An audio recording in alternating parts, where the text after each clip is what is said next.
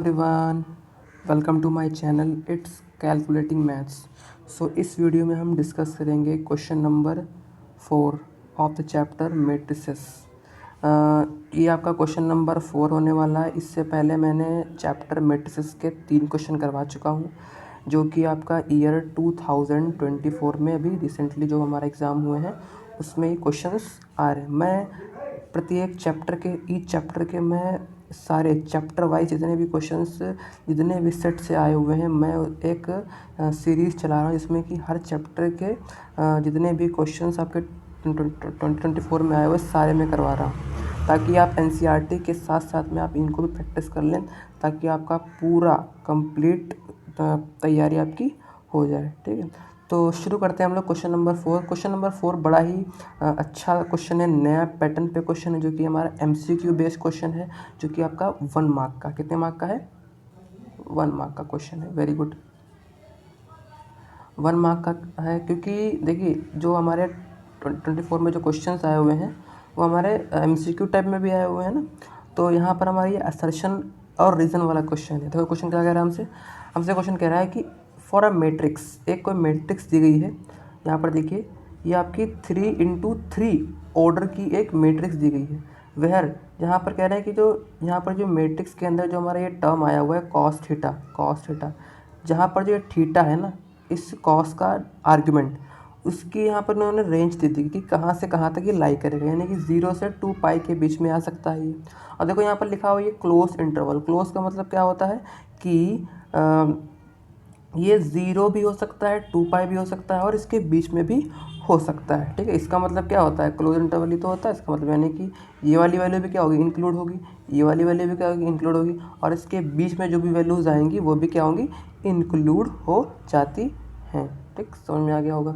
ये तो हो गया हमारा स्टेटमेंट। ये स्टेटमेंट दी गई है, कह रहे हैं कि स्टेटमेंट है, और ये स्टेटमेंट कब सही है, जब जब जब ये तुमको रीजन दिया जाए। ठीक है, और इसके आगे देखो स्टेटमेंट में कुछ कह रहे हैं कि जब हम क्या करेंगे, इसका डिटर्मिनेंट, इसका डेट निकालेंगे, इसका डेट ऑफ ए निकालेंगे, तो क्या आएगा, कह रहे हैं कि जो डिटर्मिनेंट जो आएगा ना वो क्या आता है, एक कोई नंबर आता है। मैट्रिक्स जो होता है ना वो क्या होता है, एक मतलब कि मैट्रिक्स जो होगी वो इस फॉर्म में हमेशा रहती है, कोई नंबर नहीं देती है।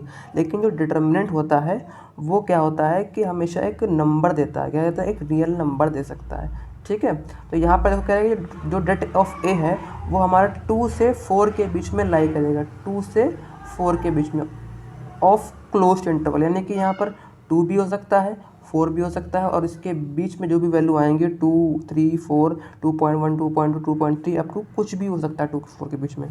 ठीक है, तो यहाँ पर कह रहे हैं कि ये हमारी स्टेटमेंट हो गई।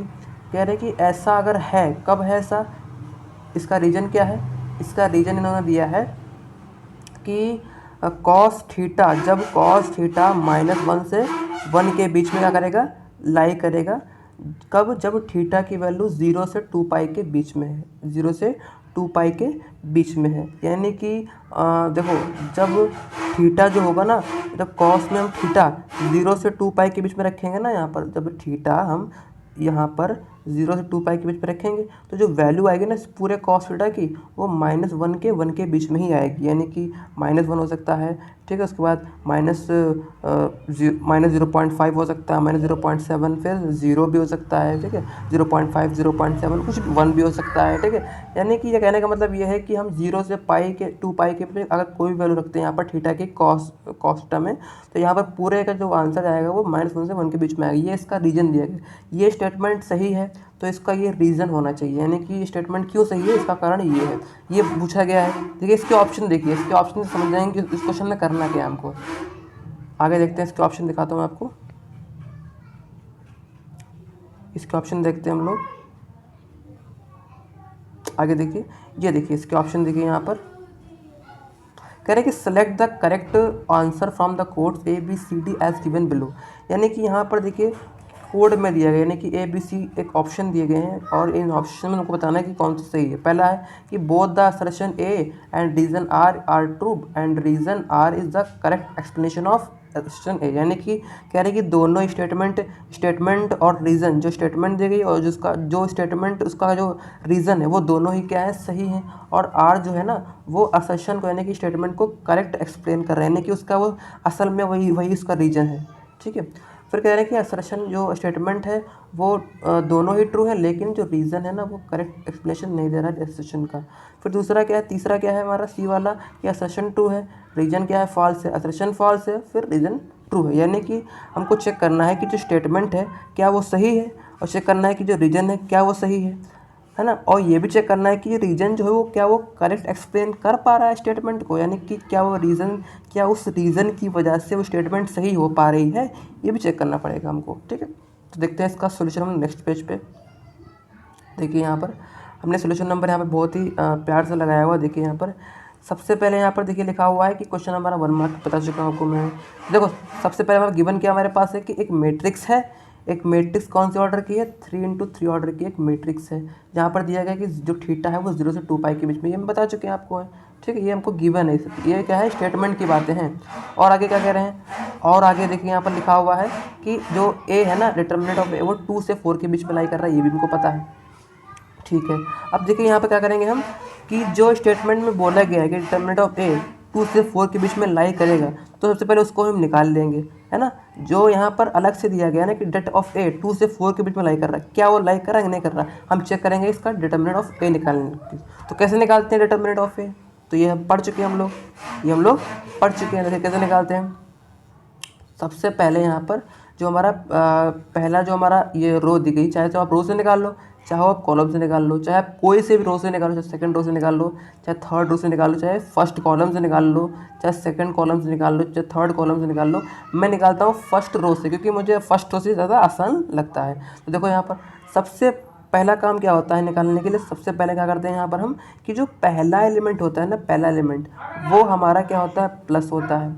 फिर उसके बाद जो दूसरा एलिमेंट जो होता है रो का ना, वो होता है निगेटिव। फिर जो तीसरा होता है वो होता है पॉजिटिव, यानी कि यहाँ पर क्या करते हैं हम अल्टरनेट साइन लगाते हैं। क्या लगाते हैं, alternate sign, plus minus plus. ठीक है, फिर देखो यहाँ पर सबसे पहले क्या रहेगा, +1, तो यहाँ लिख दिया मैंने +1। फिर क्या करते हैं यहाँ पर +1 लिखने के बाद अब क्या करते हैं, इसका पर्टिकुलर रो और इसका पर्टिकुलर कॉलम कट कर देते हैं। फिर उसके बाद जो हमारे पास जो ये बचा डिटर्मिनेंट बचा, इसको सॉल्व कर देंगे। कैसे सॉल्व करेंगे, इसको हम क्रॉस मल्टीप्लाई करा लेंगे, 1 × 1 कर देंगे और cos theta minus cos tan to cos theta कर देंगे। ठीक है, तो देखिए क्या आएगा, तो यहाँ पर देखो 1 बन जाए तो 1 ही हो जाएगा। ठीक, फिर क्रॉस मल्टीप्लाई करने एक क्रॉस मल्टीप्लाई करने के बाद क्या आता है, माइनस का साइन आता है, सबको पता है, ये पढ़ चुके हैं। ठीक है, फिर क्या करते हैं यहाँ पर है कि दूसरे वाले क्रॉस मल्टीप्लाई को करते हैं, तो माइनस cos थीटा और cos थीटा क्या हो जाएगा, माइनस का cos स्क्वायर थीटा, ये हो जाएगा। अब देखो यहाँ पर ये वाला माइनस है, ये वाला माइनस क्या हो जाएगा, प्लस हो जाएगा। तो आंसर क्या आएगा, देखिए आंसर हमारे पास आएगा 1 + cos स्क्वायर थीटा, यानी कि 1 × 1 + cos स्क्वायर थीटा। फिर हमने क्या बताया था आपको, फिर बताया था आपको हमने कि जो दूसरा एलिमेंट जो आएगा वो क्या आएगा, निगेटिव आएगा, तो यहाँ हमने लिख दिया माइनस का cos थीटा। फिर क्या करेंगे, इसका पर्टिकुलर रो, इसका पर्टिकुलर कॉलम काट देंगे। इसके बाद जो हमारे पास क्या बचेगा, जो डिटर्मिनेंट बचेगा ये वाला, देखिए ये वाला, इसको हम क्रॉस मल्टीप्लाई कर देंगे। तो देखो यहाँ पर 1 × minus cos theta minus 1 × cos theta, तो 1 × माइनस cos थीटा क्या होगा, देखिए यहाँ पर माइनस का cos थीटा हो जाएगा। फिर -1, फिर क्या आता है साइन, फिर आता है हमारे पास किसका साइन आता है, फिर आता है हमारे पास माइनस का साइन, तो माइनस आएगा। फिर -1 × cos थीटा क्या हो जाएगा, माइनस का cos थीटा हो जाएगा। अब देखो यहाँ से ये माइनस, यहाँ से ये माइनस प्लस हो जाएगा, तो आंसर क्या आएगा, minus cos theta plus cos theta. और ये एक खेल ये भी पता है हमको कि जब भाई minus cos theta plus cos theta दोनों क्या है, एक दूसरे के क्या है, अपोजिट है, तो क्या हो जाएगा, कट जाएगा। तो हमने ये कैंसिल कर दिया। फिर थर्ड वाला एलिमेंट देखिए, थर्ड वाले एलिमेंट में क्या होगा, प्लस का बनाएगा, तो यहाँ पर देखो +1 लिख दिया हमने यहाँ पर। फिर इसका पर्टिकुलर रो और इसका पर्टिकुलर कॉलम हमने काट दिया। फिर इसके बाद जो हमारे पास डिटर्मिनेंट ऑफ ए बचा उसको सॉल्व कर देंगे क्रॉस मल्टीप्लाई से। तो minus cos theta × minus cos theta कितना हो जाएगा, प्लस का cos स्क्वायर थीटा क्या हो जाएगा, प्लस का cos स्क्वायर थीटा, ये हो जाएगा। फिर उसके बाद देखिए -1 है इंटू 1 है। सबसे पहले क्या होगा कि क्रॉस मल्टीप्लाई के बाद, पहले क्रॉस मल्टीप्लाई के बाद क्या आता है, माइनस का साइन आता है। तो -1 इंटू 1 क्या हो जाएगा, माइनस का 1 हो जाएगा, और ये वाला माइनस प्लस हो जाएगा। तो क्या आएगा हमारे पास, कॉस स्क्वायर थीटा प्लस 1 आ जाएगा। यहाँ पे लिख दिया, यहाँ पर हमने। इतना क्लियर आपको, सब बहुत ही आसान है। मैं आपको एक चीज़ बता रहा हूँ, लेकिन आप ये खुद कर लेंगे, आप खुद से सॉल्व करके देखिएगा। तो ये बहुत ही आसान है, आप कर चुके हैं, लगातार एनसीईआरटी में प्रैक्टिस करवा चुके हैं ये सारे क्वेश्चंस की, है ना। तो आप ये करते ही जा रहे हैं, मतलब कि, है ना। बस खाली यहाँ पर सेशन में दे दिया गया करने के लिए, बस और कुछ नहीं है। फिर क्या करेंगे, यहाँ पर 1 into 1 plus cos square theta यहाँ पर सॉल्व कर देंगे, यहाँ पर लिख देंगे। फिर माइनस में कॉस थीटा इंटू में कट जाएगा तो 0 बचेगा, तो यहाँ पर हमने लिख दिया 0, क्या लिख दिया हमने यहाँ पर 0, ठीक है। तो यहाँ पर देखो, फिर उसके बाद देखो यहाँ पर कॉस स्क्वायर थीटा प्लस 1 मैंने यहाँ पर लिख दिया। फिर आगे फर्दर सॉल्व करेंगे तो 1 प्लस कॉस स्क्वायर थीटा, ये 0 हो जाएगा, ये कॉस स्क्वायर थीटा प्लस 1। अब जो 1 और 1 है ये जुड़ जाएगा, 2 हो जाएगा। Cos square theta plus cos square theta 2 cos square theta, इसको मान लिया हमने इक्वेशन नंबर 1, इसको मान लिया हमने इक्वेशन नंबर 1, ठीक है। क्लियर है ना, आई होप आपको क्लियर हो गया होगा। ओके, फिर देखो अब यहाँ पर हमसे जो कह रहा था, ये तो हमारा होगा डिटर्मिनेंट ऑफ ए। ये कह रहे हैं कि स्टेटमेंट क्या होगा कि जो हमारा ये पूरा टर्म है ना, ये हमारा 2 से 4 के बीच में आना चाहिए, 2 से 4 के बीच में आना। तो ये डिपेंड करेगा, देखो यहाँ पर ये डिपेंड किस पे करेगा, यहाँ पे देखो 2 क्या हमारा है, फिक्स है, 2 यहाँ पे, ये भी 2 फिक्स है हमारा। लेकिन जो कॉस थीटा है ना, कॉस स्क्वायर थीटा, ये फिक्स नहीं, ये डिपेंड करके, ये तुम्हारा डिपेंड करेगा किसके ऊपर, थीटा के ऊपर डिपेंड करेगा, सिर्फ थीटा के ऊपर। थीटा अगर कहाँ से कहाँ तक अगर लाइक करेगा तो ही ये वैल्यू हमारी 2 से 4 के बीच में आएगी, अगर थीटा के ऊपर डिपेंड करता है। देखो यहाँ पर इसी के लिए इन्होंने थीटा पर बात कर दी ना, इसीलिए इन्होंने इसका रीजन दे देगा कि ऐसे होने पर ये रिजल्ट 2 से 4 के बीच में देगा। तो यहाँ पर देखो, इफ़ कॉस्ट कह रहे हैं कि अगर जो थीटा है ना, जब वो 0 से 2 पाई के बीच में होगा ना, तो कॉस थीटा की वैल्यू -1 के बीच में होगी। जब ऐसा होगा ना, तो जो डिटर्मिनेंट ऑफ ए है ना, वो 2 से 4 के बीच में ऑटोमेटिक अपने आप आ जाएगा। ये कहने का मतलब है। अब देखो यहाँ पर जब 0 से 2 पाई के बीच में एक एंगल आया, तो कॉस थीटा क्या होगा, -1 से 1 के बीच में आया। अब चलिए मान लेते हैं हम, ठीक है, ये भी हमको पता है कि जो हमारा जो कॉस थीटा जो होता है ना, वो 0 से 2 पाई के बीच में, हमको सबको पता है कि इसकी रेंज क्या होती है, सभी को पता है, यहाँ तक कि पढ़ चुके हैं हम जो हमारा इन्वर्स ट्रिग्नोमेट्रिक फंक्शन है, कि जो कॉस थीटा जो होता है ना, या है ना, वो क्या होता है हमारा ट्रिग्नोमेट्रिक फंक्शन में पढ़ चुके हैं हम कि जो कॉस थीटा की जो रेंज होती है वो 0 से 2 पाई की, यानी कि पूरे सर्कल में ये हमारा 0 एंगल है, एक चक्कर लगाओ पूरा एक चक्कर लगाओ, क्या होगा हमारा 2 पाई हो जाएगा। यानी कि यहाँ से यहाँ तक की जो ये जो वैल्यू जो होती है ना कॉस थीटा की, वो -1 से 1 के बीच में ही आती है, इससे ऊपर नहीं जाती है। इसी प्रकार से साइन का भी होता है, लेकिन कॉस की बात कर रहे हैं। तो यहाँ पर देखो, अगर मान लिया हमने कि कॉस थीटा की वैल्यू, मान लिया हमने कॉस थीटा की वैल्यू क्या आ गई, -1 आ गई। पुट करके देखो क्वेश्चन नंबर 1 में, ठीक है। तो अगर मान लो -1 आ गई, तो यहाँ पर चेक करो क्या डिटर्मिनेंट ऑफ ए 2 से 4 के बीच में कहीं आएगा, चेक करो। तो यहाँ पर देखिए हमने कॉस थीटा की वैल्यू हमने रख दी -1, तो इसका स्क्वायर कर देंगे, हो जाएगा +2, तो हो जाएगा यहाँ पर 2 + 2 4। यहाँ पर डिटर्मिनेंट ऑफ कितना आ गया, 4, यानी कि तो 4 में, यानी कि इस इंटरवल में तो आ रहा है, इस इंटरवल में तो आ रहा है डिटर्मिनेंट ऑफ ए। फिर अगर हमने पुट कर, ये तो मैंने पुट की किसकी वैल्यू, लीस्ट वैल्यू पुट की किसकी, कॉस थीटा की, ठीक है। अब इसके बाद देखो हम पुट करेंगे, यहाँ पर देखो मैं बनाया हुआ मैंने यहाँ पर, तो यहाँ पर देखो जब मैंने -1 पुट किया तो क्या आया, यहाँ पर 4 आ गया। अब पुट करेंगे यहाँ पर मैक्सिमम वैल्यू, यानी कि कॉस थीटा की सबसे ज़्यादा वैल्यू क्या हो सकती है, 1 हो सकती है। तो अगर 1 पुट करेंगे तो देखिए क्या आएगा। अगर हमने इक्वेशन नंबर 1 में क्या पुट किया, अगर हमने इक्वेशन नंबर 1 में 1 पुट किया तो देखिए क्या आएगा, 2 + 2 1 का स्क्वायर, यानी कि ये भी क्या आ गया, 4 आ गया, ये भी क्या आ गया 4। तो ये भी इसमें आ रहा है, देखिए ये भी इसमें आ रहा है। अब चेक करेंगे यहाँ पर 0, क्या चेक करेंगे हम यहाँ पर 0 पर देखिए क्या आएगा, 0 पर चेक करते हैं, 0 पर देखिए। जब यहाँ पर हम कॉस थीटा की वैल्यू 0 पुट करेंगे इक्वेशन नंबर 1 में, तो सॉल्व करने पे क्या आएगा, यहाँ पर हमारा डिटर्मिनेंट ऑफ ए 2 आ जाएगा। तो ये भी क्या है, 2 से 4 के बीच में तो आ रहा है, यानी 2 ही तो आ रहा है। तो यहाँ पर देखो ये भी सेटिस्फाई कर रहा है। अब पुट करेंगे यहाँ पर हम, देखिए अब पुट करेंगे हम, तो देखिए अब पुट करेंगे, ये देखो हमने ये पुट कर दिया, -1 तो 4 आया, 1 पुट किया तो 4 आया, 0 पुट किया तो 2 आया। अब पुट करेंगे यहाँ पर -0.5, फिर पुट करेंगे 0.5, यानी कि पूरे हम -1 से 1 के बीच में भी चेक करेंगे और उन पे भी चेक करेंगे, 0 पे भी चेक करेंगे। चेक करने के बाद अगर सभी में क्या आता है 2 से 4 के बीच में इस इंटरवल को सेटिस्फाई कर रहा है, तो कहने का मतलब ये है कि जो असर्शन और रीजन दोनों ही क्या है, सही है, दोनों ही क्या है, सही है। ठीक है, चेक करते हैं हम लोग यहाँ पर अब किससे, -0.5 से। तो यहाँ पुट कर दिया हमने -0.5 इन इक्वेशन नंबर 1। सॉल्व करेंगे 2 + 2 -0.5 का whole square is equals to 2 + 2 इसका स्क्वायर क्या हो जाएगा 0.25। तो यहाँ पर देखिए इसका 2 गुना करेंगे कितना आएगा 0.50 आएगा, तो 2 + 0.5 कितना आएगा 2.5 हमारे पास डिटर्मिनेंट ऑफ ए निकल के आ जाएगा। तो ये भी क्या है हमारा डिटर्मिनेंट जो है हमारा, ये जो आया है ये भी तो हमारा 2 से 4 के बीच में ही तो आ रहा है, यानी कि ये भी क्या सेटिस्फाई कर रहा है, यानी कि बीच की वैल्यू भी क्या सेटिस्फाई कर रही है, नेगेटिव में बीच की वैल्यू भी सेटिस्फाई कर रही है। अब चेक करेंगे हम लोग पॉजिटिव में बीच की वैल्यू, यानी कि 0 से 1 के बीच में अगर कोई वैल्यू अगर हम डालें तो क्या वो इस डिटर्मिनेंट ऑफ ए के अंदर आएगी। तो हम अज्यूम कर लेते हैं कि हमने मान लिया कि कोई मैंने वैल्यू ले ली, क्या हमने ले ली वैल्यू 0.5 ले लेके देख लो। ठीक है, तो यहाँ पर हमने पुट किया 0.5 इन इक्वेशन नंबर 1। तो यहाँ पर सॉल्व करेंगे क्या हो जाएगा 0.5 का होल स्क्वायर, तो 2 + 2 0.5 का होल स्क्वायर यानी कि 0.25, इसका 2 गुना करेंगे तो 2 + 0.50, तो सॉल्व करेंगे कितना आएगा 2.5। तो ये भी तो भाई 2 और 4 के बीच में यार, यानी कि हमको ये मिल गया, ये हमको पता चल गया कि चाहे आप जो कॉस थीटा की जो वैल्यू है ना, वो चाहे आप